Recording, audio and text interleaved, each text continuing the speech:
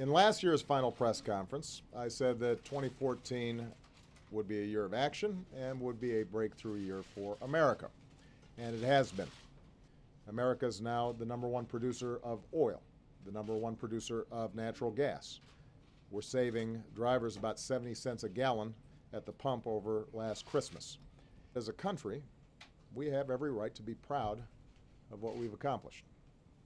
More jobs, more people insured, a growing economy, shrinking deficits, bustling industry, booming energy. Pick any metric that you want, America's resurgence is real. We are better off. My presidency is entering the fourth quarter. Interesting stuff happens in the fourth quarter, and I'm looking forward to it. So one of the first bills that Mitch McConnell said he will send to you is one that would authorize the construction of the Keystone XL pipeline. Right.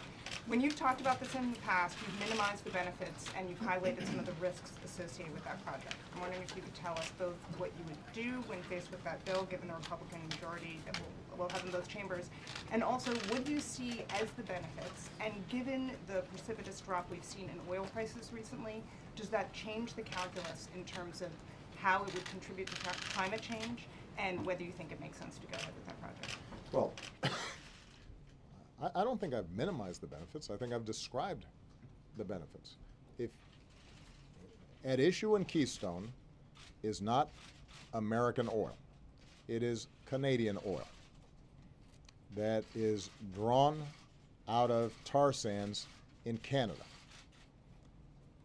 That oil currently is being shipped out through rail or trucks, and it would save Canadian oil companies and the Canadian oil industry an enormous amount of money if they could simply pipe it all the way through the United States down to the Gulf. Once that oil gets to the Gulf, it is then entering into the world market, and it would be sold all around the world. So there's no, I won't say no. There is very little impact, nominal impact, on U.S. gas prices, what the average American consumer cares about, by having this pipeline come through. And sometimes the way this gets sold is, let's get this oil and it's going to come here, and the implication is that that's going to lower gas prices here in the United States. It's not. There's a global oil market. It's very good for Canadian oil companies, and it's good for the Canadian oil industry, but it's not going to be a huge benefit to U.S. consumers. It's not even going to be a nominal benefit to U.S. consumers.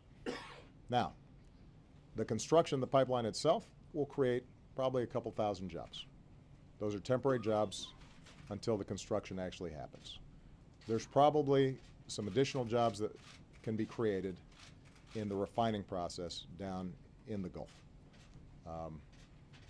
Those aren't, completely insignificant. It's just like any other project. But when you consider what we could be doing if we were rebuilding our roads and bridges around the country, something that Congress could authorize, we could probably create hundreds of thousands of jobs or 1 million jobs. So if that's the argument, there are a lot of more direct ways to create well-paying American construction jobs. And then with respect to the costs, all I've said is that I want to make sure that if, in fact, this project goes forward, that it's not adding to the problem of climate change, which I think is very serious and does impose serious costs on the American people. Some of them long-term, but significant costs nonetheless. If we've got more flooding, more wildfires, more drought, there are direct economic impacts on that. And as we're now rebuilding after Sandy, for example, we're having to consider how do we increase preparedness and how we structure infrastructure and housing and so forth along the Jersey Shore. That's an example of the kind of costs that are imposed, and you can put a dollar figure on it. So in terms of process, you've got a Nebraska judge that's still determining whether or not the new path for this pipeline is appropriate. Once that is resolved, then the State Department will have all the information it needs to make its decision. But I've just tried to give this perspective because I think that there's been this tendency to really hype this thing as some magic formula and to what ails the U.S. economy, and it's hard to see on paper where exactly they're getting that information from. In terms of oil prices and how it impacts the decision, I think that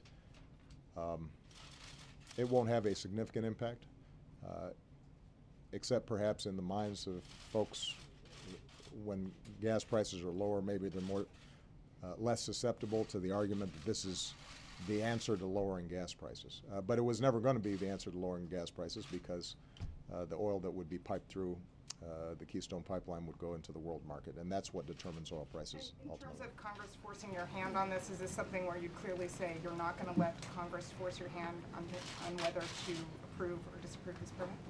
I'll see what they do. Yeah, we'll take that up in the new year. All right?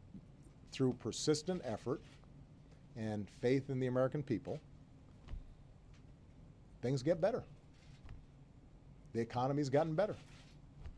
Our ability to generate clean energy has gotten better. We know more about how to educate our kids. We solve problems.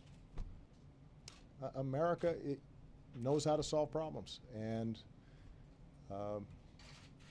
when we work together, we can't be stopped. And now I'm going to go on vacation. Mele Kaliki Maka, everybody. Mahalo. Thank you, everybody.